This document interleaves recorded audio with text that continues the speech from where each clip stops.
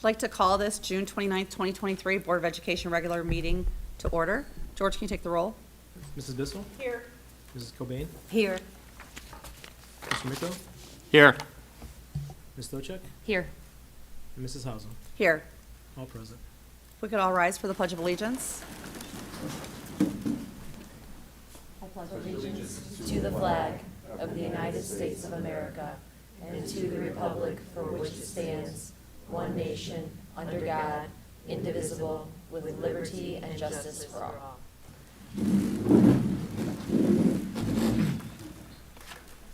Next on the agenda are our district goals. They remain the same: financial prudence, academic achievement and growth, and community engagement. An example of academic growth is our district has continued to provide learning opportunities for students this summer. Over 200 students are participating in elementary summer learning, which includes reading and math for classes for K through 5 students, as well as an enrichment course, counseling support, and English learner support. Summer learning at the secondary level also has over 200 students participating in middle school math and reading remediation courses, state test prep courses, and state test administration, credit recovery and credit advancement, English language learner sessions, and makerspace camps. Thank you to our staff and families who are actively participating in this summer's learning opportunities. Next up, I will turn over to Dr. Ryba for recognitions. Thank you, Mrs. Hausum. We have a number of recognitions tonight. We're going to start off with the Extra Mile Award, so I'll turn it over to Ms. Stovchek and Ms. Cobain.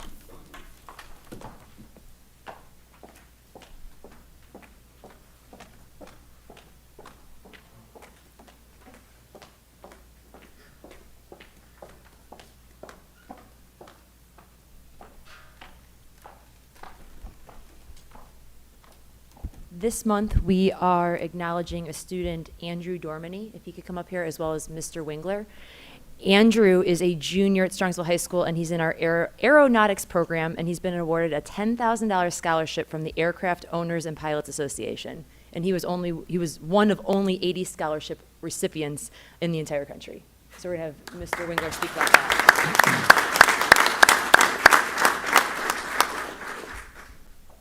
So that covers most of it, but I do want to add, this is a part of, at Polaris, there's an aeronautics program. And what's really cool, and I actually just found this out recently, Andrew, this is a scholarship that, when you think scholarship, you think traditionally it's a scholarship to college. But what this is, Andrew can use these funds, which he's currently using, to pay for his flight time. Andrew should, if I'm correct, you should have your flight license before you graduate from high school. Your goal is by December, correct? So although Andrew is seeking to pursue this in college, potentially at Kent State, I think maybe Eastern Michigan you mentioned, this is something that in real time, he will have this license before he actually graduates from Strongsville High School. And if you've been watching the news and you watch travel, we certainly can use more pilots. So I'm going to actually let Andrew say a few words if he wants to about the program, or anyone else. So first of all, of course, I want to thank Mr. Wingler for giving me this award. It's a great honor, and I'm very proud of it. But second of all, I really do want to stress the importance of thanking my Polaris instructor, Mr. Monar.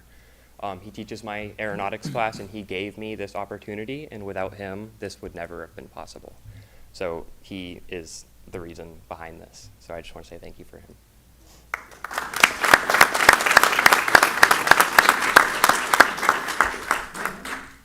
If your parents are here or somebody, come on up, they'll take a picture. Yeah, let's take Come on up. Come on up. There you go. Just two first. Okay.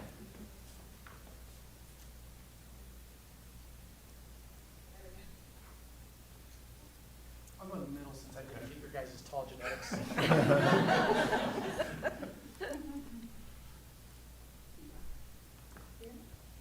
Sure, why not?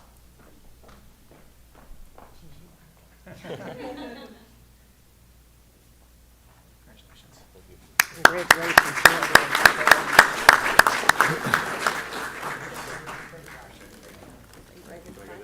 This is one of the great parts about this program, is that we get to discover things like this that we otherwise would not even know existed in our schools, and opportunities that we have in our schools. To think that he will have his license to do this by the time he graduates from high school is absolutely amazing. So our program in our city, and Mr. Wingler, thank you for bringing attention to that.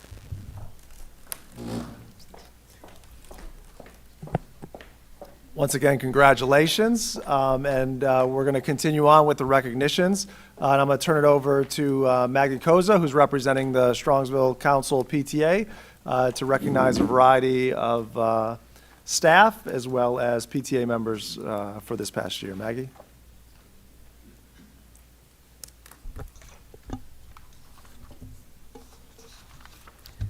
Okay. All right. Well, good evening, members of the school board, Dr. Ryba and Mrs. Pelko. My name is Maggie Koza, and I will be serving my second year for council as your coordinating secretary and hospitality chair. Christmas is less than 6 months away, you guys. But get excited, because we're going to have a really fun coffee bar. Because Mrs. Boynton says I have a really good coffee bar, so now I have to live up to that. Thank you for the opportunity to present to you on behalf of the Council PTA and the 9 units that serve the children, parents, and schools of Strongsville. So the first thing that we had this year was we had our T in PTA award, and this year it was given to Mike Griffin from Muraski, who I think is here. And a couple of things that were said about him is that he has a positive and infectious energy. He is active and supportive of the PTA and any ideas we bring to him. He attends our meetings, promotes our events, and attends them well. He was our star attraction at our spring carnival last year, as he braved the icy water in the dunk tank. No task is too small for Mr. Griffin. He directed traffic during the breakfast with a buddy, and he joined PTA to serve up meals to families at Culver's. He helped us add some new events. He attended our first PTA tailgate prior to Muraski night and the football game, after spending the day being dunked in a dunk tank at our first field day. He expanded the PTA Reflections program by approving an after-school club only at Muraski. Mr. Griffin also promoted PTA Family Running Club. Mr. Griffin teaches you may not be able to control a situation, but you can control how you react. So congratulations to Mr. Griffin. I have a certificate for you.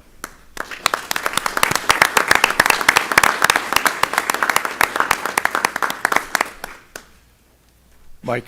Mike. Mike? Mike.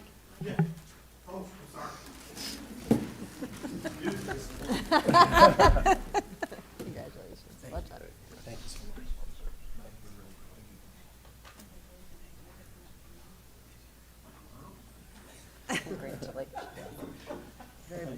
Mr. Wingler. Is Keith here? I don't know what he looks like. I don't know what he looks like, so I want to make sure he's okay. Great. Okay, so the next that we had was the Helping Hands nomination. And the Helping Hands Award this year went to Keith Simic, who is the head of the Strongsville Maintenance Department. Since you're here, Mr. Wingler, I have what you said. Do you want me to read it, or would you like to read it? How would you come up and read it? I just feel weird saying somebody else's. All right. See if I can remember what I said. Well, I'm gonna talk from the hip anyway, because when they asked me to nominate somebody that makes a difference at the high school, and I know in all the schools, but for me specifically at the high school, my mind went directly to Keith. And in the last, so this will be, I finished my 3rd year at the high school. In the last, which isn't a long time, in 3 years, in a very short time period, there have been multiple times where the high school might not have been open if it wasn't for Keith. I remember an event, we had an 808, we had a shaved ice truck for freshman orientation, and I was standing out in the field, and some stuff started bubbling up in the ground where we had had the flood the year before, and I texted Keith, and I said, please help. And he came flying down the road in like 3 minutes, and honestly averted a day off of school for the first day of school, which would have been really, really bad. The year before, we had that flood, and I remember going home and telling my wife, we are not having school tomorrow. No one can clean up that mess in 24 hours. It cannot be done. We had school. It was done. His team did it. After that flood, if those of you have been back in the Mile unit, the Mile is our self-contained special education unit. They have a coffee bar. Mike's wife is a superstar back there as well. It was rebuilt, so the flood destroyed their room. What Keith's team did was they completely rebuilt the room to include, it has washer and dryer, it has everything. And honestly, I joke, if I could get the Browns games there, it's probably a lot quieter than my house. I might sneak up there. It has everything you can imagine. That's just like 3 or 4 stories. I could do like 20. There are so many things Keith has done to impact the student experience at Strongsville High School, and I know that he has at everyone else's school as well, that, teachers are super important, and I get that, and they get all the good press usually, but they couldn't do their jobs if Keith didn't do the amazing things that he does at the high school. So I believe he won the PTA award, and I believe he also won, didn't he win something like regionally or? Yes, it was both Mike and I was going to say that. Yeah, sorry, I jumped in front of you. But I can't articulate enough that when you come to the high school and everything's working great and you go to Muraski or any other school, there's a good chance Keith had a hand in making it look the way that it looks. And the fact that things operate, he is one of the most reliable people I've ever worked with, so it's really an honor for me to be able to honor him. So come up, you don't get to sit there the whole time.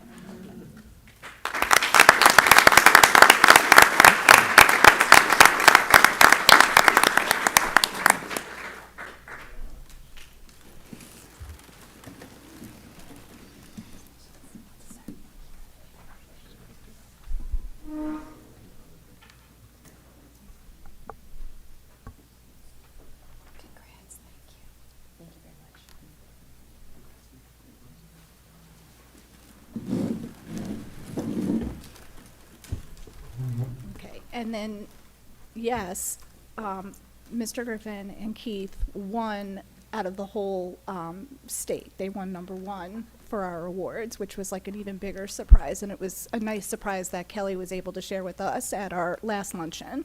So congratulations again. Okay, so to continue on, during this past year, PTAs in Strongsville have provided many enrichment activities for our children. We have been back in full capacity at all schools and in our units, and they did an amazing job. We are very proud of all our units for working hard to bring their schools new ways of doing things and evolving with the world around us.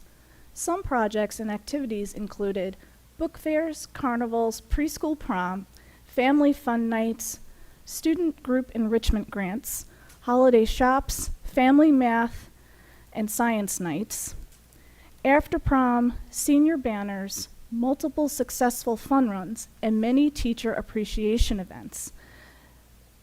SMS Gives Back, plus so many more activities and fundraisers.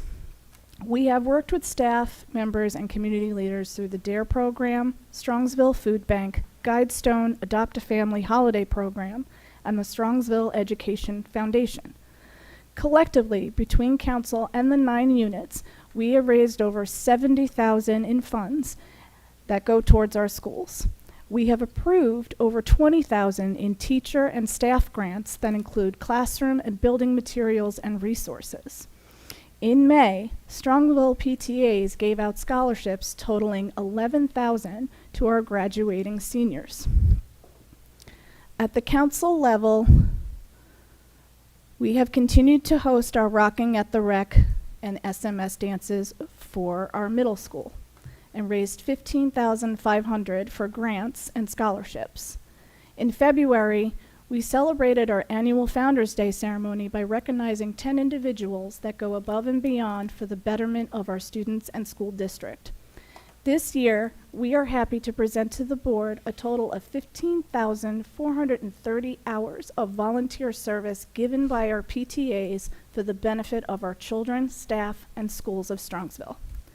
We are proud to say that this year's involvement level in our schools has been amazing, and we will continue to serve the school community. Thank you to the board and our school administrators for giving us the opportunity to work with you to make positive contributions to our children's education experiences.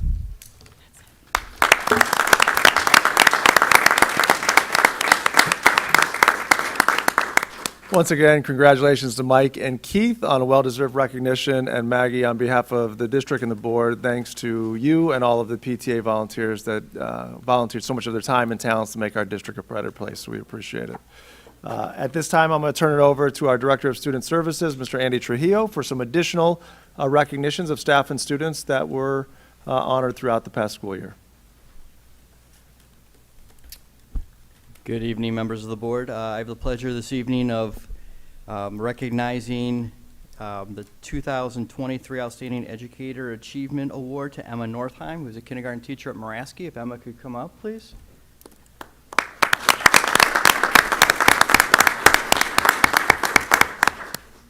So every year, the Educational Service Center of Northeast Ohio has what they call the Outstanding Educator Award. They also have one for students that's coming up after this one. But the purpose of these awards throughout our region is to recognize educators and students who go above and beyond to support students with disabilities. I've known Miss Northheim, come up here, for a very long time, since as a principal, and Emma was starting out as a beginning teacher, and she's always done a phenomenal job.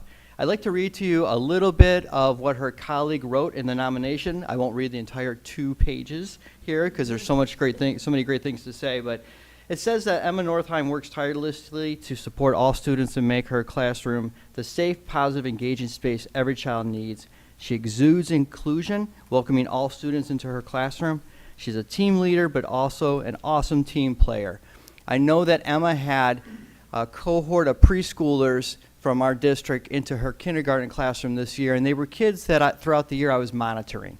And I heard how she was supporting these kids, and I was so taken back and just motivated by what I heard she was doing. I got in my car, I drove to Moraski.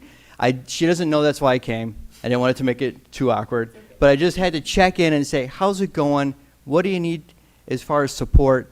And just say thanks. Because what she was doing was truly above and beyond, and what we want to see every educator do for all of our kids. She supports every kid no matter what. I can't say enough. Thank you, Emma.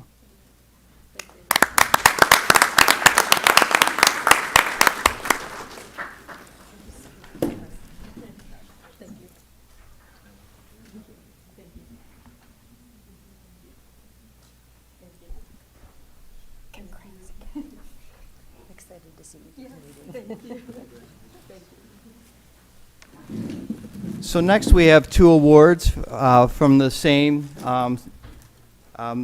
Educational Service Center award, and that is Outstanding Achievement Award to students, both coming from our middle school. So I'm going to ask Chloe and Maddie to come on up.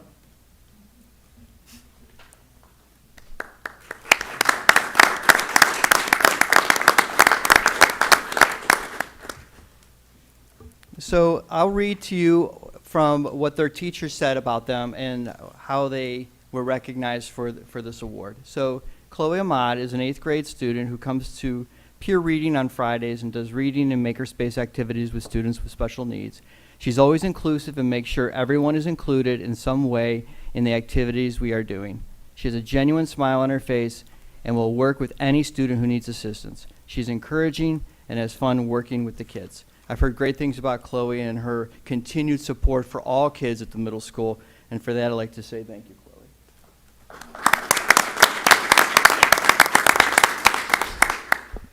Our next student is Maddie Petrus. As an 8th grade student, she's a large part of the Strongsville community. She loves participating in any activity and is kind and welcoming to all students. We have a few students who speak Ukrainian in the school, and Maddie uses Google Translate to communicate with these students. She also makes sure her classmates are included in whatever is going on, is always encouraging her peers in whatever they're trying to do. Maddie is also a proud member of the cheerleading squad at Strongsville, and I'll tell you that I've known Maddie since kindergarten as a principal at Chapman, and I can tell you firsthand that she's an exceptional student and a great role model. Great job, Maddie.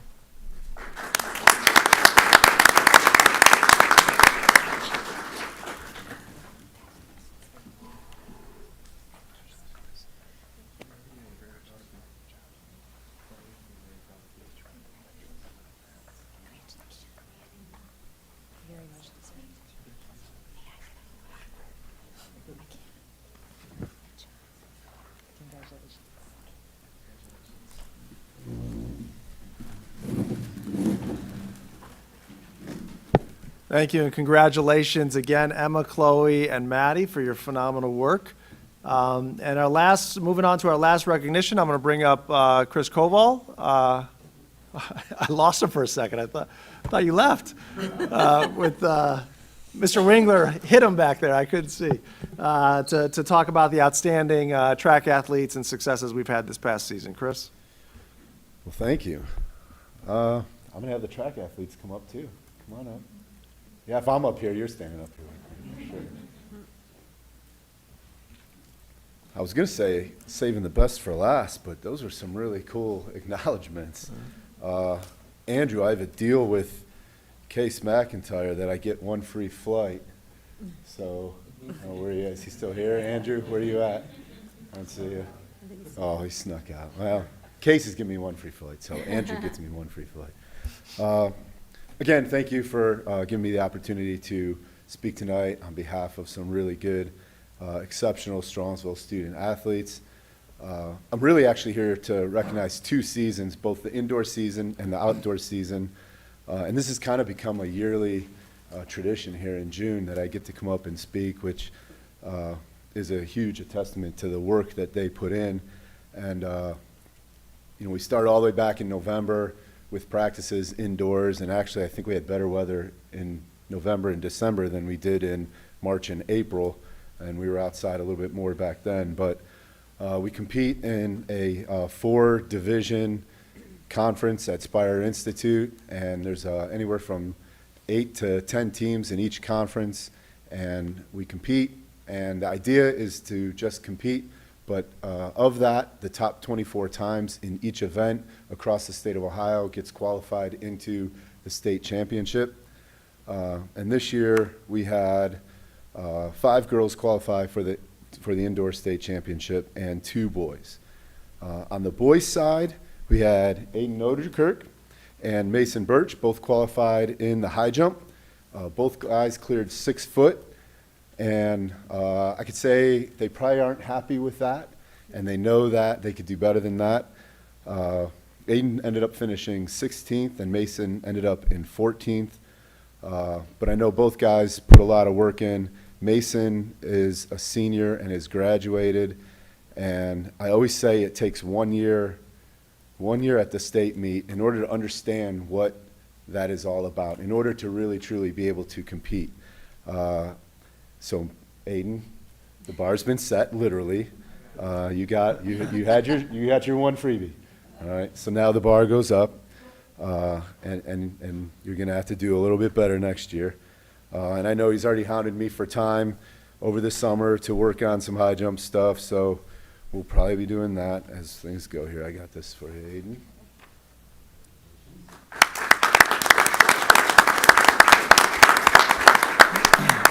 On the girls' side, we had 5 girls qualify. I'm going to talk about them all. I know not all of them are here because between all the different summer schedules and work and all that stuff going on, some of them just weren't able to make it. But Tina Veras finished 18th in the 800 with a time of 2:23:48. Bryn Severance finished 14th in the mile with a time of 5:17:82. And then our girls 4x8 relay of Tina and Bryn. And then also 2 freshmen, Jenny and Hannah Jika. Hannah is here today. They finished 10th with a time of 9:46:98. And that's an incredible time indoors. And it's only going to get better because they're all coming back next year. Our next person, you're up now. You'll get more here in a minute. Our next person was Julia Isham. Julia qualified in the 2-mile, the 3,200 meter, and was our top finisher, standing in 3rd on the podium with a time of 10:38:34, which is also an incredible time. Then we moved to the outdoor season, and the outdoor season followed suit almost exactly the same way the indoor season went, with a few subtractions. Mason ended up making it to the state meet. He was our lone boy as a state qualifier in the high jump, where he finished 11th, clearing 6.4. He wasn't happy with that, but the best part of it was that until the state championship, he was undefeated in high jump. He won every single meet that he was a part of, got first place, and his season best performance was a 6'7" jump at the district meet. And if you're familiar with high jump, that's a pretty big jump. So congratulations to Mason. And then on the girls' side, we had our 4x8 relay team. Again, the same crew. Jenny, who was a freshman, Hannah, a freshman, Tina was a junior, and Bryn also a junior. Finished just short of the podium. They finished in 9th place with a time of 9:28.79. And that's really, really close to a school record. And I think next year that's something that they should have in their sights and they should be able to accomplish.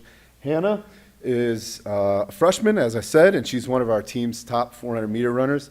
Yes, I mean that, top 400 meters. She doesn't like hearing that. And top 800-meter runners.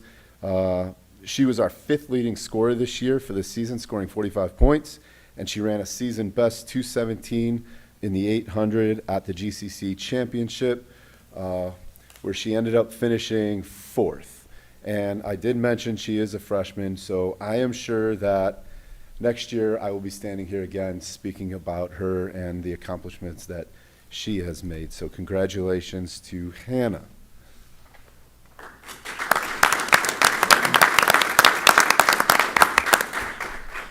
All right, and in this speech, this is, I am going to say that this is the best for last because she is a senior and I've spoken about her many times.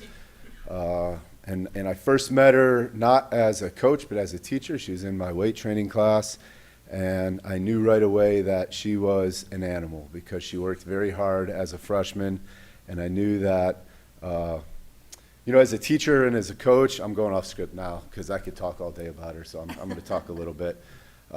You meet kids sometimes, and you know that they're probably going to give you more than you're ever going to give them, and she is that student athlete for me. I've learned a lot, and she has brought a lot to our program. If you're not familiar, she does this person before sport thing. It's her platform where she talks about athlete mental health, and it's always out there. She's always posting something. I think she even posted something today about air quality and it affecting. See, I know that. I follow it. She's just always advocating for athletes, and I've learned a lot from her. She does podcasts. I was on a podcast with her, and afterwards I walked away going, that was an incredible conversation. I have to rethink the way I do some things just to be better for our athletes. And I got that from her. So that said, Julia stood again in 3rd place on the podium with an All-Ohio performance of 10:25.52. And I want to put that in some perspective and say that all 3 finishers, 1st, 2nd, and 3rd in that race ran top 10 All-Ohio times, which means that Julia's time was the 9th fastest 2-mile time ever to be ran in the state of Ohio, ever. Yeah, that's incredible. Additionally, she set 3 school records. She set the mile record time of 5:04.05, which was last set in 2005 by Aubrey Alexander, which has some history here in Strongsville. So she set that record. The 2-mile record time of 10:24.65, which she ran a week prior to the state meet at the regional meet, was her own record that she broke, and she reset that. That's one that might stand for a long time. And then her indoor time that she ran at the state indoor meet of 10:38.54 was also a school record. So 3 school records in her time here, and then she's moving on, so she's turning the page, and she's leaving Strongsville High School, and she's going to Loyola Chicago University, and she'll continue her collegiate career running, and I just can't wait to see what she can do at that point. She won't be running the 2-mile. She'll be running much longer races than that, I'm sure. But so thank you very much, Julia. I appreciate everything you've done for us.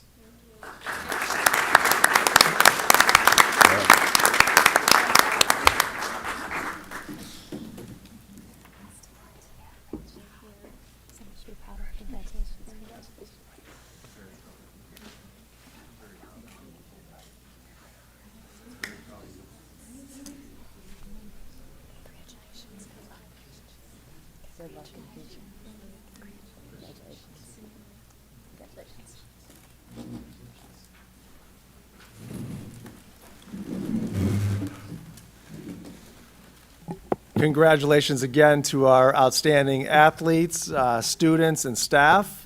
It's another great example of the wonderful people we're able to work with and the wonderful students we have in our school district. And, you know, I'm always just amazed. I'm amazed of everybody, but our track athletes, man, I like to run, but wow. Like, I can't even comprehend making your body move that fast. That's phenomenal. Or jumping that high. So it's always amazing to see the wonderful things that everybody's doing academically or athletically or in our classrooms for our kids, and the power of our principals and our teachers in the classroom, and Keith and his team setting the environment for our school district. So just thank you, and on behalf of all of us, we appreciate what you do each and every day, and our students, what you do to make us be the great school district we are. Thank you. Now's a great time if anyone wants to. We'll pause for a second. Come on, no one wants to stay.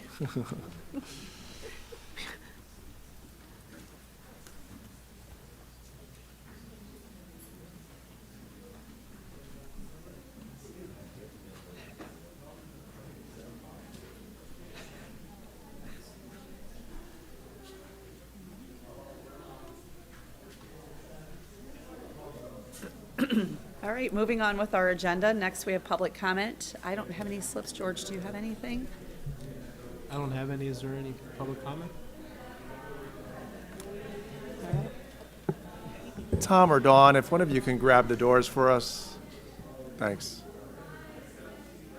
They're making public comment. They are. They are. There's a lot of public comment in the hallway. Well, at least they're happy. All right, so no public comment. Next, we have the approval of minutes. Motion to approve the minutes from May 11th, 2023 and May 25th of 2023. All district video and audio recordings will be a permanent part of the minutes. And next up, then, I will turn it over to George.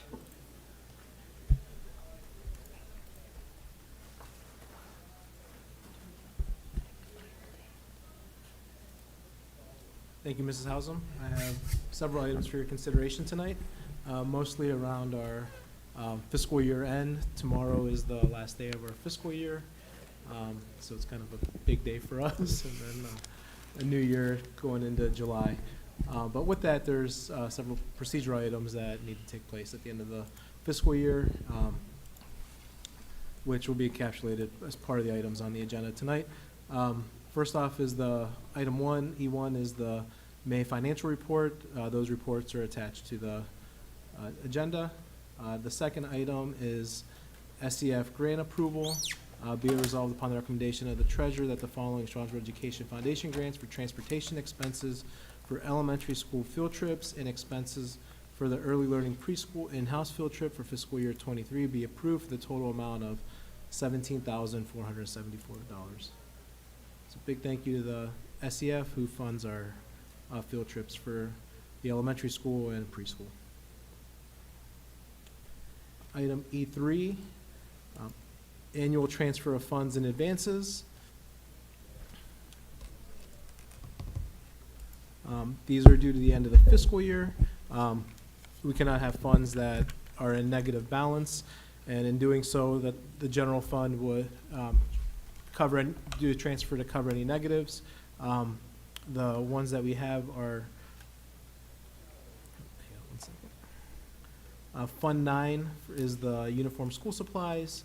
In total for each fund under Fund 9 is $52,133.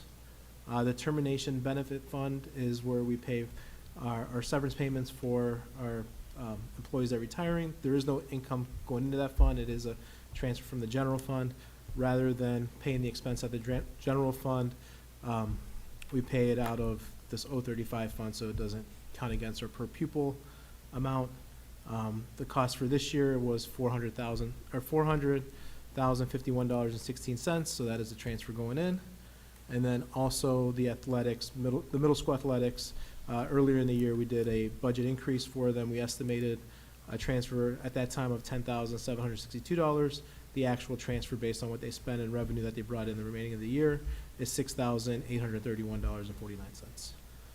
So in total, transfers to cover negatives for the fiscal year is $459,016.29. The next grouping of transfers is the general fund turf savings to the turf account. We've been doing this annually since we set up this account when we install the turf. First is the annual $35,000 of the general fund savings and materials and supplies that goes to the turf account, and then also the other $20,144.15 is part of our Southwest trainer fee savings agreement that we have with Southwest. At the time of the agreement, they lowered their fees based as their contribution to the turf program. And then the next grouping is advances to cover year-end deficit cash balances in total of $197,619.85. What these are is at the end of the year with these grants, the grants are, you have to spend the money first and then put in for reimbursement. There's a month lag. So these are just to cover, an advance to cover the negatives until the revenue comes in. Once the revenue comes in, we'll advance the dollars back to the general fund and around the November board meeting. And the reason why it's November, not sooner, is we have to do a final expenditure report with ODE, which after the final expenditure report, they give us the remaining cash request, which is around, they're due by September, and we'll receive them by October, November.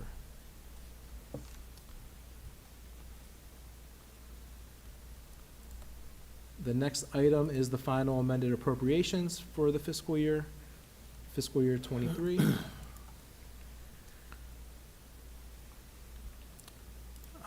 You'll notice several decreases in appropriations, and the reason for the decrease is to meet budgetary compliance of appropriations which cannot exceed beginning cash plus actual revenues.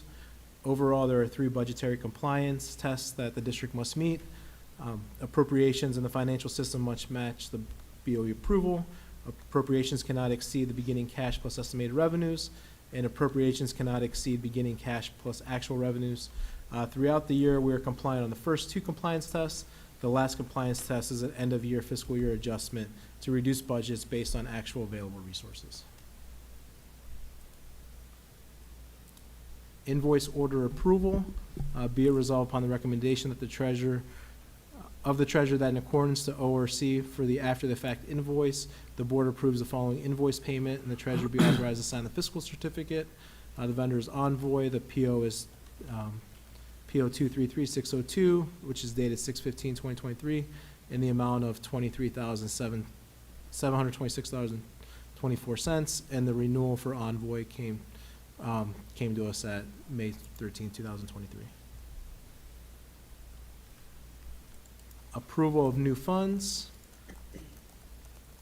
These are the new grant funds for the next fiscal year. Each fiscal year, the grants have their own new fund to account for the activity for that fiscal year, and then also creating the student activities account for the high school class of 2027, which is the incoming freshman class.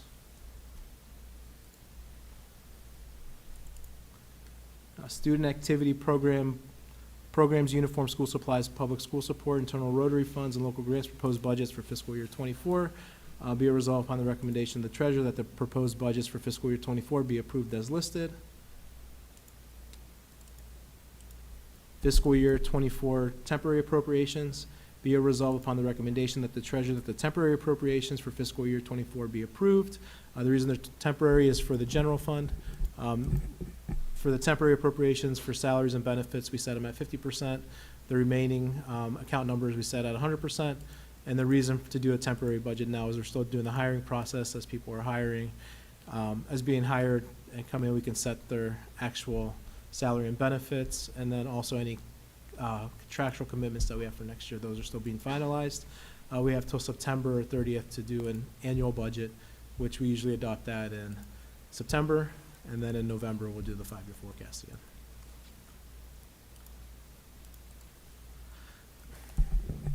The next item, E9, athletic ticket pricing, or athletic event ticket and pass pricing. Be it resolved upon the recommendation of the treasurer that the athletic event prices for 23-24 school year be approved as presented in the exhibit.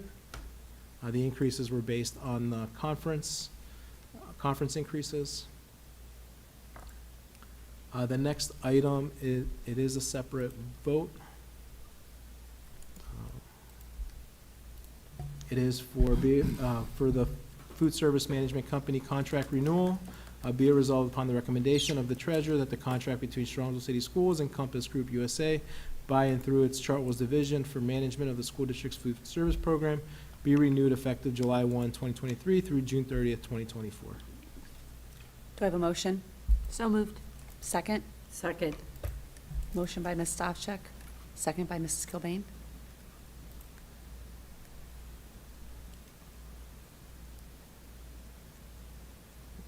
Hang on one second. On the wrong one.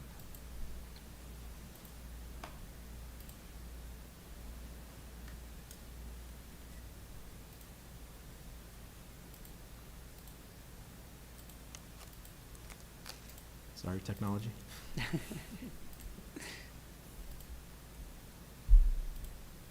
Okay, Can you take just- the roll? take the roll. Yep. Oh, I'm sorry. Is there any Yes. discussion? I guess we should ask. We should have asked that. Bill. Any no discussion? Okay. Ms. Stochek? Yes. Mrs. Cobain? Yes. Mr. Miko? Yes. Mrs. Hausum? Yes. And Mrs. Bissell? Yes. Motion passes.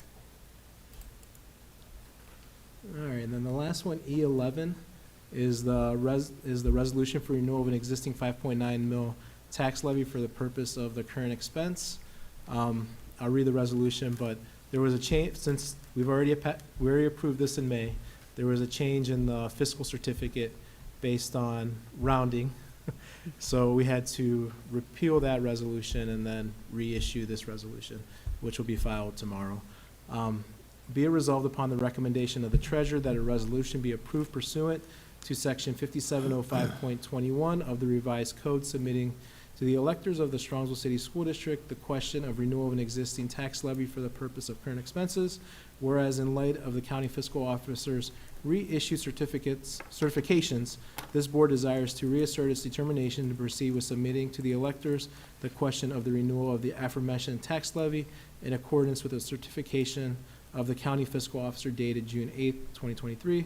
The prior resolution 230528 of this board hereby is repealed.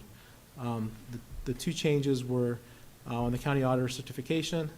It had the full, for the actual dollars at the mill that the levy would generate, it was to the dollar. By law, it should have been rounded to the nearest thousand. So there was some concern if we send it back, if we send it in, the Secretary of State's office may have sent it back for correction. And then the other change was, as part of the ballot language, it lists the value per 100,000. It had it listed at $206, which was the full rate. We could have listed it at the effective rate, which is $179, which is the cost to the taxpayers at this time. So those were the two changes on the county's recertification. Great, thank you. Yep. Do I have a motion? So moved. Second? Second. Motion by Ms. Stavcek, second by Mrs. Kilbane. Any questions for George? All right, hearing none. George, can you take the roll? Yep. Ms. Stochek? Yes. Mrs. Cobain? Yes. Mr. Miko? Yes. Mrs. Hausum? Yes, And Mrs. Bissell? Yes. motion passes. And that concludes my report, if there's no further questions. All right, anybody have any questions, comments for George? Thank you. Thank you, George. I know you've been burning the midnight candle, trying to get your stuff done for year end, so we appreciate it. It's Thank a you. Busy time of the year, but Yes. it's done, and relax in July. Good, good, thank you. All right, turn it over to Dr. Ryba. Thank you, Ms. Hausum. The first item is a discussion item about our 2023-24 calendar. So you have it in board docs, as well as George is going to put it on the board here shortly. And if you want to click on the 2023-24 tab, scroll down a little bit, George. Click on the 23-24 tab, and then scroll down to where you can see March. So as we've all heard in the news, April 8th, 2024 is a total eclipse. And it will be, this is going to be a generational time where in this area, it's going to be complete darkness. The eclipse starts around 2 p.m. I think we'll hit its full force around 3:30ish, 3:40, and then phase off until the sun would return sometime after 4 o'clock. So this is something various school districts have been talking about. It's going to be a high populated area, especially during our dismissal time. There's concerns about having to traverse all of our students from high school to elementary during that time period. And other school districts are not having school on that day, which would cause childcare issues for a lot of our staff. So what I'm proposing to proactively address that is we've taken a look at the school calendar and said, how can we make an adjustment, not change the amount of student days we have or the amount of staff days we have, but are there any ways to make an adjustment to our calendar? So after some discussion with our team and sharing this feedback with our calendar committee, what I'm recommending to the board is March 8th is currently a non-school day. So it just says no school. That day is really considered a parent-teacher conference compensation day for our teachers. They work 2 evenings. That affords them with a day of paid work off. The conferences are in February. We fit this day into March because February already had a lot of days where students wouldn't be in attendance. So we put it into March. And so what I'm proposing to the board, based on these discussions, is that we simply move the day off on March 8th. That becomes a student day. And we move that to April 8th, and that becomes the parent-teacher conference comp day. That would be no school for students, no school for staff. It would extend spring break by an additional day. One of the things that we've been challenged with lately is travel, as we talked about, and people going on spring break and coming back and being stuck in other places. So that would give us another day to allow that to happen. It would allow our employees to be home if they have children to supervise them, as well as to, if people are into the eclipse, enjoy this once-in-a-generation experience. So it also, as you take a look at the March days, we have a day off at the last Friday of March already. We have a professional development day for staff on March 11th. And then, so those days would stay. So the only changes would be March 8th would be a school day, April 8th would be a non-school day, and then the end of the third quarter, we would bump back a day to Friday. It's not going to make any major changes, just when the grade period ends. So I wanted to open up for questions, discussion. If the board has consensus that they're okay with that, we'll make the necessary adjustments, bring it back at the July 13th meeting. You'll officially vote on it at that time, and then that would make it official, and we can communicate and update the calendars as such. So any questions or feedback on that choice? Everybody okay with it? Okay. So thank you. We will make the adjustment. July 13th, we'll have it back on for official vote. The other items on the agenda, number 2, is, these are annual items. Number 2 is be resolved upon my recommendation that the Board of Education authorizes the Calamity Day Alternative Makeup Plan for the 23-24 school year, as stated in the exhibit. This helps address preschool and kindergarten, and these are called blizzard bags, and that says they have very few minimum hours left in their schedule because they're half day. So if we have to cancel school for weather or calamity, I have up to 3 days that they can make up with basically asynchronous work. Other than that, they'd have to come in and make up days as well. So that's what that one is about. Number 3 is the contingency calendar. This says, we haven't had to use this in a long, long time since we went to minimum school hours versus days.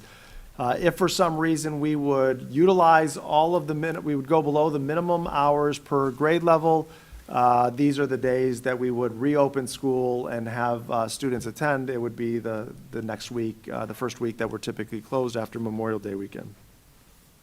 Any questions on those annual calendar items?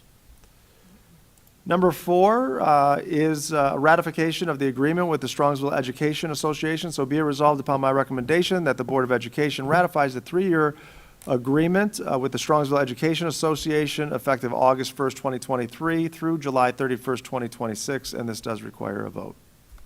Do I have a motion? So moved. Second? Second. Motion by Ms. Stavcek, second by Mrs. Coleman.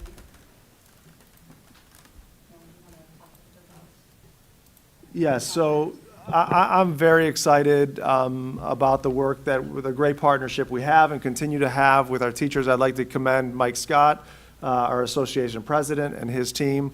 Also, Bill Wingler, Jenny Pelko, and Georgia Anagnostou were key members of our team. And the contract is fair to our employees, it's fair to the district, and it's fair to the taxpayer. And we set very clear goals for what we wanted to accomplish in the negotiation process. We mutually shared those same goals between the association and the district. And as we take a look at what we're trying to do, we're trying to attract, develop, and retain a premier teaching staff that strengthens the work that we're doing as a school district, while doing it in a financially reasonable and sustainable manner. And I feel like this contract has accomplished those goals. Some of the highlights is we've took a lot of time, and Jenny led this effort with a committee of other staff to look at our supplemental contracts. We talked a lot about how do we increase student opportunities. We've done that athletically. We've looked at the athletics in this contract and made some adjustments. But what I'm really proud about is in music, arts, and other extracurricular clubs, service organizations, Model UN, a variety, National History Project Day, a variety of them. We've also looked at things our teachers have done, volunteered for a lot of years of middle school show choir and jazz ensemble and chamber strings and plays and musicals. So we've done a lot of work that is going to create increased opportunities for students to get involved in extra and co-curriculars, not just in athletics, not just in the arts, but also in a variety of academic areas. Academic Challenge is one that's being brought back. We're bringing additional supplemental contracts to the middle school like we did the elementary school. So a lot of great opportunities for our kids coming up in this next year because of the agreement we've been able to reach. As we look at the demands on teachers today, it's ever increasing. Not only just on meeting the needs of our kids, but if you pay attention to legislation, there's always new demands that legislators are making that we have to implement as a school district. So we need that time to provide professional development. So this contract increases professional development days for our teachers from 2 days to a maximum of 6 days without reducing the number of student days that we've been utilizing in the past few years, which is great news for our kids and for our staff. We've also increased time during the school day for teachers to collaborate, able to work together, plan meaningful instruction for our students, which is a big part of it. And then anytime you look at a contract, you look at how can we take a look at our compensation package and our benefits package and make sure we're keeping pace with the market in a fair way that also attracts and retains staff. So we've implemented some insurance changes to keep up with the market and inflationary rate by increasing deductibles and out-of-pocket expenses, prescription and medical co-pays, a generic incentive that's going to save the district a good chunk of money as it's fully implemented in terms of our prescription costs. And then a health reimbursement account that's going to incentivize wellness and also create a good health benefit package for our employees. And then salary increases, as you take a look, the salary increases are going to be 2.75% in the first 2 years of the contract and 2.5% in the third year of the contract. And if you take a look at what is going on in the educational field in Northeast Ohio, that's right at the market rate. So again, as we talk about what's fair to our employees, our taxpayers, our district, I'm very proud of the agreement that we came to. I appreciate the board's leadership as you're a big part of the decisions that are made. And it's exciting to look at that we were basically able to come to agreement in about 3 days with a couple other extra meetings to finish some things up. That just says a lot about the relationship and the partnership we have for the greater good of the district between the teachers and the board and the administrators. So that gives you some highlights of the contract as it will start this August. Thank you. And on behalf of the board, I just want to share our appreciation of all involved for their efforts and cooperatively working to finalize this agreement. Building and maintaining strong relationships with our teachers is an important factor in making sure our district continues to provide the very best opportunities both inside and outside of the classroom for our students. So again, thank you. Mm-hmm. Anybody else have any comments or questions? All right, George, can you take the roll? Ms. Stochek? Yes. Mrs. Cobain? Yes. Mr. Miko? Yes. Mrs. Hausum? Yes. And Mrs. Bissell? Yes. Motion passes. One last item under my report is be resolved upon my recommendation that the Leadership Handbook adopted for the period of August 1st, 2022 through July 31st, 2025 be revised, and that the Board of Education approves the updated version. There's 3 updates that are being provided in this handbook. The first of it is simply a title change. We have a title for the department secretaries that's called Executive Secretary. That's a little bit of an older title. We have some retirees coming up in that area, and also it's come up from our executive secretaries that they would like the title to be evolved to administrative assistant. So that title has been changed throughout the handbook. The second thing is, at times we see that the salary schedules of certain employee groups have fallen behind the market rate. That was true with our assistant treasurer position. As you take a look at, there's a competitive market for treasurers out there. So we thought it was imperative to adjust that. So we've adjusted the assistant treasurer to move to a different row, to be on the same row as the assistant athletic director, to follow that compensation schedule. That aligns us with the market rate and ensures that, George has done a great job of training up future treasurers, but keeps our assistant treasurers here in Strongsville for a little bit longer to keep continuity within the department. And the third change was in there is, over the years, we've added a few leadership positions that were 215 days. So we clarified some language in there, just spelling out the positions versus of 260-day employees and which job titles are in that position, 215, and we have a 195-day position. So those are the 3 changes that were made for this addendum to the contract. And Dr. Ibe, it was listed as a consent item, just to keep consistency with the previous item. Should be an action, so I changed it to an action item. So we need a motion. So moved. Second. Second. Motion by Ms. Stavcek, second by Mrs. Cobain. Any questions? Comments? All right. Ms. Stochek? Yes. Mrs. Cobain? Yes. Mr. Miko? Yes. Mrs. Hausum? Yes. And Mrs. Bissell? Yes. Motion passes. Any questions on any of my items? Okay, moving on to business services. First, be it resolved upon my recommendation that the board enters into agreement between Strongsville City Schools and ALCO for the vendor managed supply program as stated in an exhibit for 1 fiscal year in the amount of $53,148. Funding will be from the general fund supplies and materials for custodial. This is an annual item where we pay all of our chemicals. If we have a need that exceeds that, we get those without additional charge. If we do not utilize the full amount, we have credits moving forward. And Steve's done this for the last 3 or 4 years, and it's been a benefit. Do I have a motion? So moved. Second. Second. Any questions or comments? George, can you take the roll? Ms. Stochek? Yes. Ms. Cobain? Yes. Mr. Miko? Yes. Mrs. Hausum? Yes. Mrs. Bissell? Yes. Motion passes. Number 2 is transportation for non-public students. So listed, be resolved upon my recommendation that school bus transportation for the students listed in the exhibit be declared impractical due to time and distance required to provide transportation, the cost in terms of equipment, maintenance, personnel, and administration, and the additional service unavoidably disrupts current transportation schedules. Be it further resolved that in lieu of providing transportation, that the district pays parents of students attending these schools, and the reimbursement will be based on the amount allotted by the state.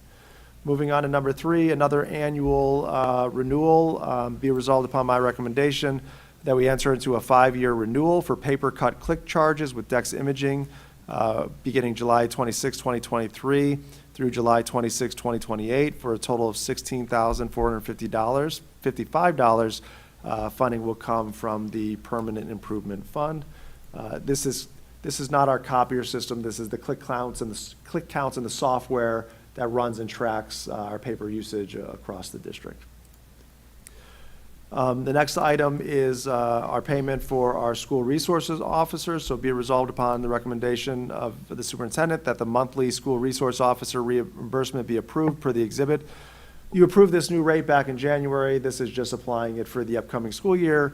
And in January, when their new contract starts, we'll have another new rate that will most likely be on the agenda for your consideration.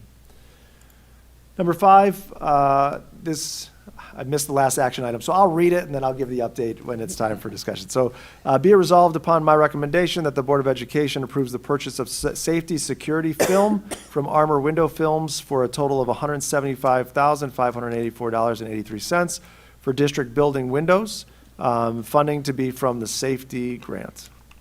Do I have a motion? So moved. Second? Second. Motion by Ms. Stavcek, second by Mrs. Kilbane. Can you explain, please? Yes, so as we've talked about, we've received a variety of safety grants from the state. Steve has, in collaboration with our city safety services, a list of needs from the building. One of those was to further increase, some buildings don't have it, some buildings have it but can use additional. This is window film, security window film. So these are not making our windows and doors bulletproof. It makes them shatter resistant. So there will be security film on entryway doors and windows that if there is an active threat and somebody tries to enter, the windows will not shatter. They will stay intact. And so this goes for all of our buildings in specified windows and doors. The last grant we got, I think, was $450,000, which he put that, so this is the start of that, and then that grant will be further used possibly for more as we see how much money is left after we take care of some other safety items in the district. So that's another enhancement. We have a very safe district and a lot of safety features in place. This is another great addition to the overall safety of our district. I have a question. Is our maintenance crew installing these then? No, this is a company. They do the whole thing? Yes, they do the whole installation. Do we know when it will be done by? I'll have to follow up with Steve and see. Last time we spoke, it should be done prior to the start of the school year.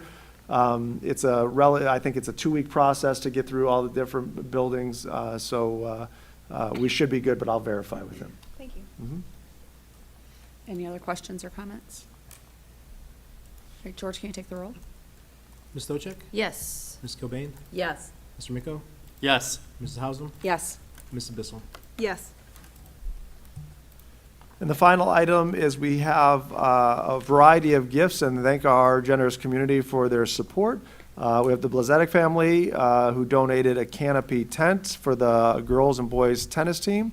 Strongsville PTA Council had the following grants for the school year. Kinsner Elementary received playground equipment. Moraski Elementary for outdoor and indoor recess equipment. Moraski also received 30 ukuleles. SEPTA received a grant to support educational activities and preschool prom. SELP received a grant for math and literacy materials for both the Chapman and Lund Road preschool site. The high school received a grant for the modern intensive life school classes for their coffee shop. The high school received a grant for flexible seating for their courtyard. High school also received a grant for equipment for the derby shop. Sarar received a grant for reusable Fun and Fit Playground USA map stencil. Although it went to Sarar, I think they're using that at a variety of all the buildings, I think it was decided. And then Whitney Elementary School received a grant for outdoor, indoor recess equipment. And I know I didn't read all of the dollars, but that totals up to a whole heck of a lot of money. So thank you very much to the Blazetic family as well as our Strongsville PTA Council for their generosity and the grants. Any questions on business services? Under curriculum, we have a handful of other routine items. We've got under item 1, the elementary student fee list for the upcoming school year be approved as presented. Under number 2, we have the same, but for the secondary student fee list. Under number 3, we have the recommendation to an interpreting services agreement with Cross Thread Solutions for interpreting services for the period of July 1st, 2023 through June 30th, 2024. Number 4, be it resolved upon my recommendation that that we pay for, the district pays for students to participate in Admetum Solutions secondary online curriculum at an approximate rate of $250 per student per month for the 23-24 school year. That's one of the online curriculum solutions we use for Strongsville Academy. Number 5, be it resolved that we purchase a Success Maker math curriculum and math screener for grades 6 to 8 at a total cost of $44,700. This is something that our math coach, Kim Scott, and our middle school math teachers got together. They looked at all of the software-based math resources we were using and looked to consolidate those and pick one that they thought was the best. So yes, this is a significant cost, but it replaces probably 2 to 3 other ones that were being used. And this not only provides a great assessment piece of it through the screener, but a great supplement to the math instruction materials that we have. Under number 6, by law, a school district, we have various payments that we have to provide for College Credit Plus, one of those being textbooks. So this one recommends that we pay for textbooks for students participating in College Credit Plus through Tri-C at an approximate cost of $35,000 for the upcoming school year. Under number 7, we do have one student teacher placement for your consideration at Whitney Elementary School to be assigned to Mary Ortenzi for the upcoming fall. A student is from Notre Dame. Number 8, be it resolved upon my recommendation that permission be granted to Vicki Iger and Andrew Heyer to travel with the choral and chamber string students to New York City, April 11th to 14th, 2024. Transportation will be via motor coach, and expenses will be paid by the participating students and fundraising activities. And a new trip to the rotation, which I think is outstanding, is a trip to Greece that's being taken on by our social studies department. So be it resolved upon the recommendation of the superintendent that permission be granted to Strongsville High School social studies teacher Natalia Buchwald to travel with anthropology and social studies students to Greece, June 5th through 14th, 2025. Expenses associated with the trip will be paid by participating students. If necessary, the trip may be postponed or the destination changed depending on world events at the time. And as is past practice, 90 days, 60 days, 30 days out, Shelley takes a look at that for us and does her research, and we update the board accordingly. Any questions on curriculum? Did you get all your questions answered about the strings and the? I did, yes. Okay. So yes, we are good to go. One of the questions that I had is we typically don't like students to miss days of school for a trip. There's a new regulation that we cannot drive through the night. So they typically would leave Thursday night and get to New York on Friday. So they need the day to travel so they could be there for their weekend events. Because of the venues, chambers, it's not the full orchestra going, it's the chamber strings, which is about 25 students.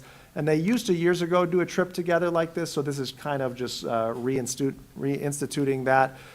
So after Andy and Vicki got back to me, I'm good to go with the trip. I think it'll be a nice trip for the kids. And the other question I asked is typically we do a 3-year rotation. COVID kind of threw a wrinkle in that rotation, so this will kind of get them back on track. Any other questions? Where was this Greece trip when I graduated? I know, right? Yeah, that's awesome. I may have to check out if they need any chaperones on that one. All right, with student services, I'm going to ask Andy to come up and share his update for the month. Andy? This evening I have 8 items for your consideration. The first being the Educational Service Center of Northeast Ohio. Be it resolved upon the recommendation of the superintendent that the Strongsville Board of Education enters into an agreement with the Educational Service Center of Northeast Ohio to implement positive education program services for 2023-24 school year. Items 2, 3, and 4 all read the same to Cleveland Clinic Learner School for Autism. If it's okay with the board, I'll read it once. If not, I'll read it 3 times. So it is for, as I said, Cleveland Clinic Learner School for Autism. Be it resolved upon the recommendation of the superintendent and the Board of Education, enter into an agreement with the Cleveland Clinic Children's Hospital for rehabilitation on behalf of its Learner School for Autism for students with disabilities for the 2023-24 school year. Item number 5 is for STEPS Educational Group. Be it resolved upon the recommendation of the superintendent that the Strongsville Board of Education enters into an agreement with STEPS Educational Group for placement of a student with disabilities for the 2023-24 school year in the amount of $79,000. Item number 6, we have Power School Group. Be it resolved upon the recommendation of the superintendent that the Board of Education enters into an agreement with Power School Group to provide Power School Special Programs digital signature for the 2023-24 school year in the amount of $8,418.03. This is to replace our current program, which is DocuSign, which is currently embedded into our special education program. This is probably about a third of the cost. So Power School came up with their own native solution that we're going to transition to this year. Number 7 is for PSI affiliates. Be it resolved upon the recommendation of the superintendent, the Board of Education enters into an agreement with PSI affiliates in the amount of $79,052.40 for social worker services to service students for Strongsville City Schools district-wide. And lastly, for student services, we have number 8, tuition-free admission for foreign exchange student. Be it resolved upon the recommendation of the superintendent that tuition-free admission for the 2023-24 school year be granted to the student listed below. Any questions for me? Thank you, All Andy. right, thank you. Next, I'll turn it over to our Assistant Superintendent, Jenny Pelko, with the Human Resource Report. Thank you. I have the following items for your consideration this evening. Number 1, we have the resignation of a certificated athletic supplemental contract. Number 2, resignation for non-certificated staff. Number 3, appointments for certificated staff. And I do want to highlight, we've got Alyssa McNichol in the audience. I always tell new teachers they're welcome to come to the board meeting, but they're under no obligation to. But I always enjoy seeing them again, and love that she's here just to hear more about our district and what's going on. So Alyssa will be our new music teacher at Sarar Elementary. So congratulations to you. Thank you. So that's Fargo. Thank you for being here. Under number 4, we have appointments for non-certificated staff. Under 5, appointments for certificated athletic supplemental contracts. 6, we have appointments for non-certificated athletic supplemental contracts. 7, appointments for certificated supplemental contracts. Under 8, we have one last appointment for our summer learning, as Ms. Hausum highlighted earlier. I think it's been very successful, lots of students attending, and really just proud of our teachers and everybody for organizing that huge undertaking. Under 9, we have the additional appointment for, additional time certificated staff. Under 10, additional time for non-certificated staff. 11, change in hours for non-certificated staff. 12, changes in status for non-certificated staff. 13, contract recommendation for non-certificated staff. 14, we have a stipend for our resident educator coordinator. 15, stipends for our teacher-based team coaches. 16, stipends for our technology coaches. 17, stipends for our webmasters. 18, additional volunteers for our district. And under 19, we have a memorandum of understanding. Be it resolved upon the recommendation of the superintendent that the memorandum of understanding between the Strongsville Board of Education and the Strongsville Education Association, as stated in the exhibit, be accepted. And finally, under 20, another memorandum of understanding. Be it resolved upon the recommendation of the superintendent that the memorandum of understanding between the Strongsville Board of Education and the Strongsville Education Association, as stated in the exhibit, be accepted. And that concludes my report. Any questions for Jenny? Under technology, we do have one item. Be it resolved upon my recommendation that the Board of Education approves entering into a 3-year agreement with Fireplace, Inc. for the purchase of a SMORE team account, essential program for the district. Software provides a newsletter application for district users to communicate with parents and staff. The one-time discounted cost is $5,667.30 and covers the period of August 1, 2023 through July 31st, 2026. Any questions for technology? With that, that concludes my report. Thank you. We'll move on in the agenda, report on Polaris Career Center. Thank you. We already had a fantastic report on Polaris Career Center earlier tonight when we heard about Andrew's scholarship and successes there. A couple other things to highlight. A couple weeks ago, we had a very successful Camp Discovery program. That's a camp, day camp for students entering grades 6 through 8, and there are all kinds of programs. My sons did the culinary programs, and I have to say, we're still working through that food.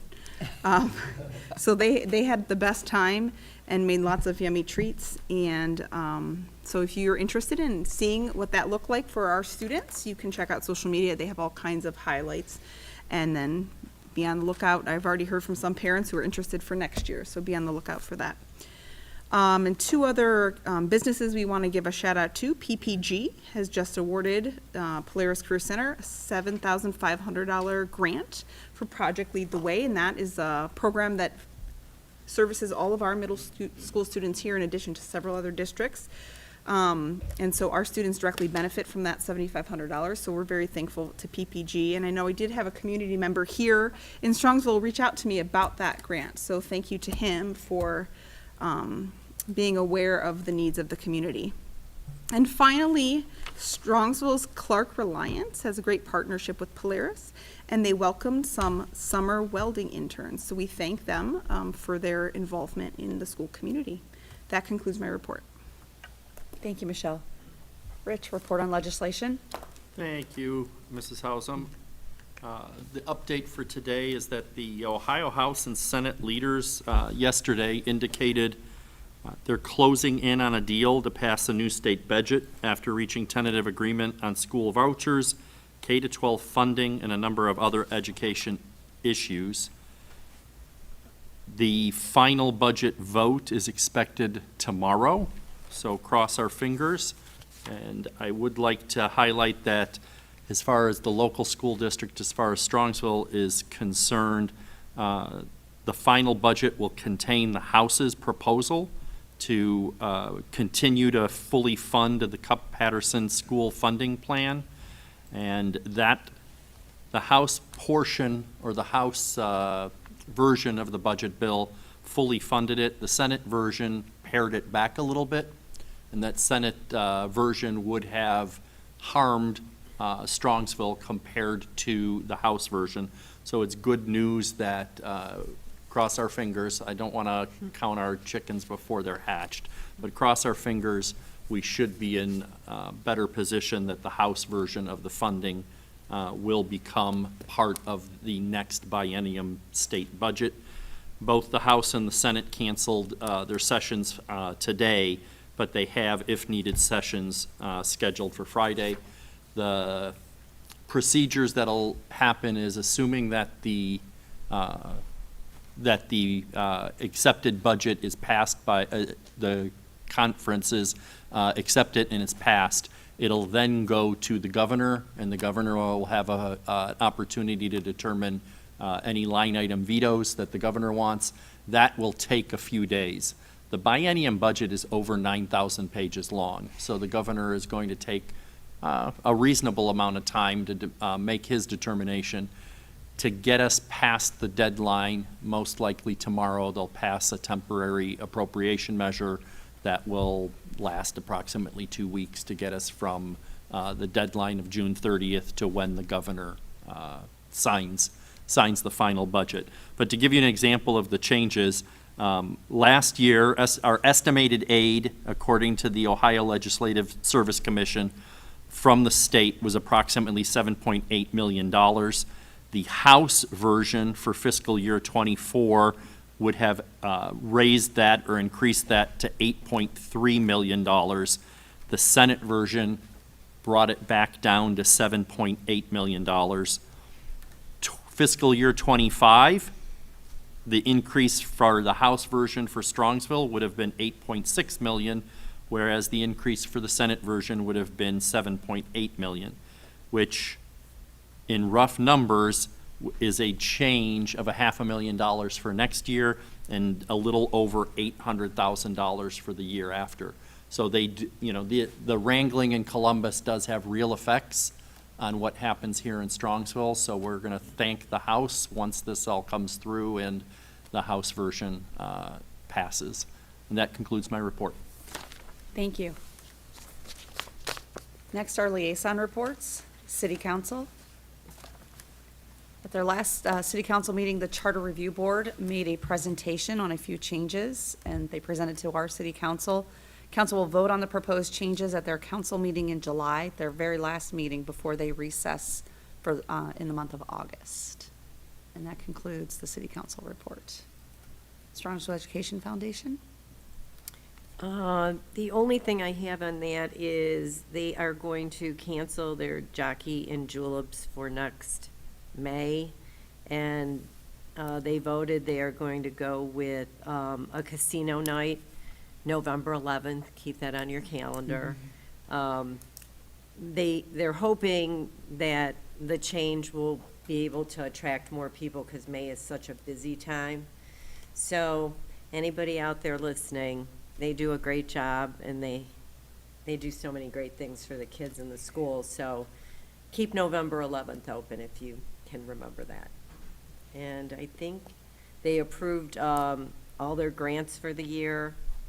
And other than that, that concludes my report. Thank you.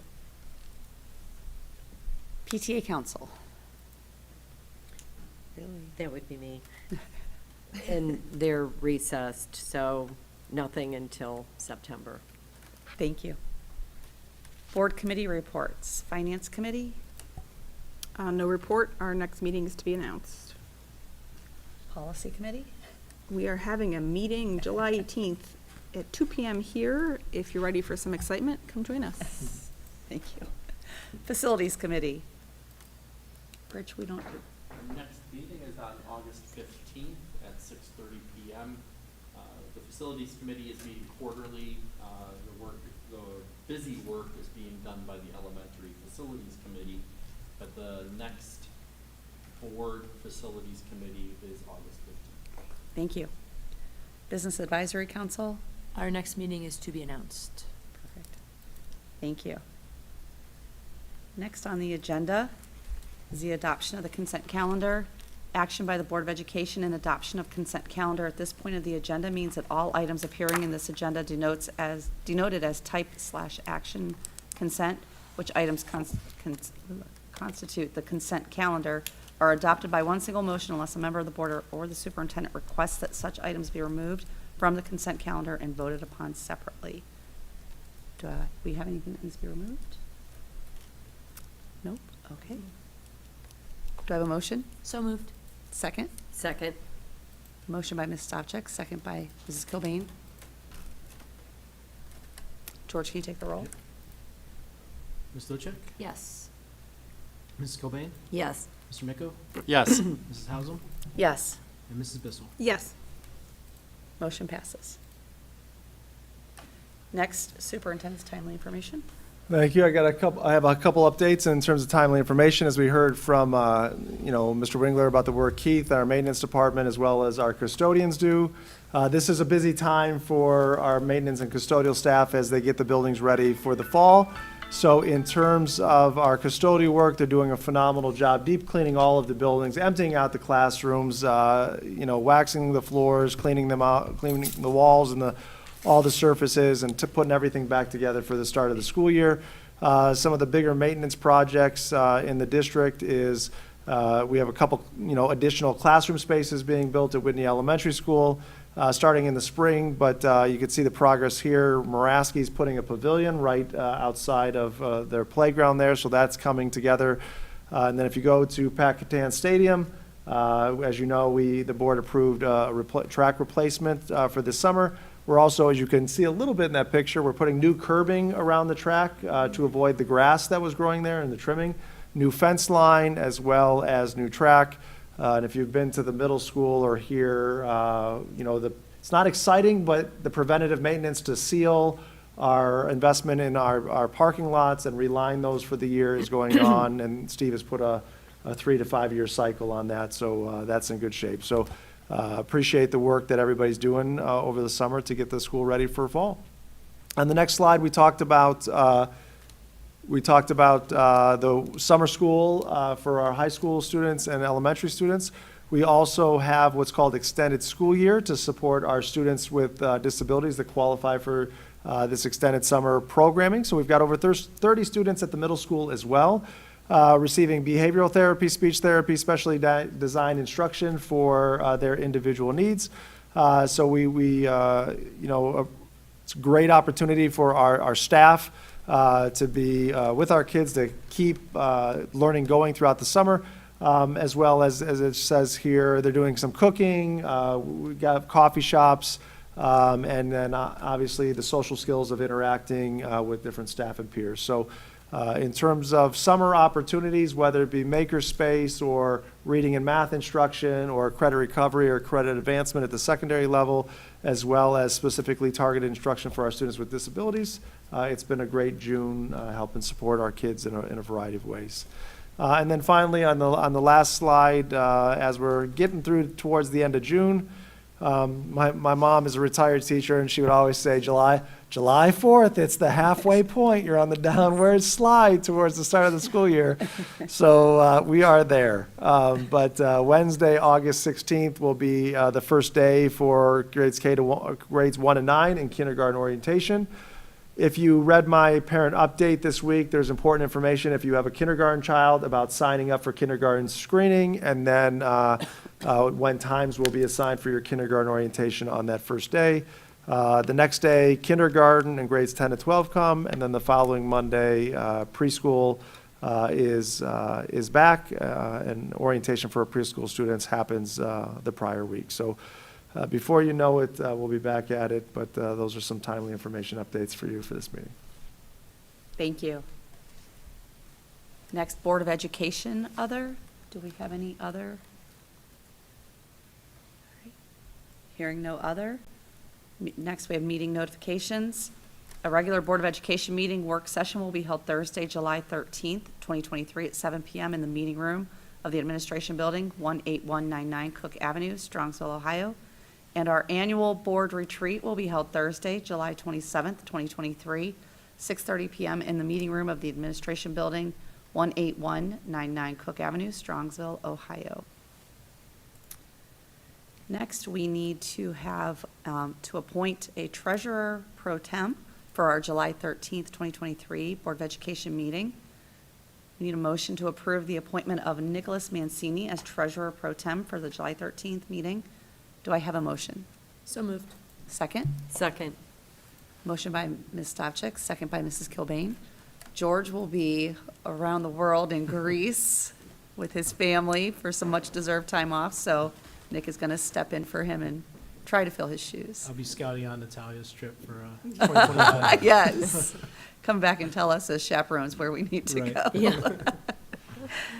Does anyone have any questions, comments? We do live stream that meeting, so I would expect George to watch it. And what time will it be in Greece, at 7? It is right now.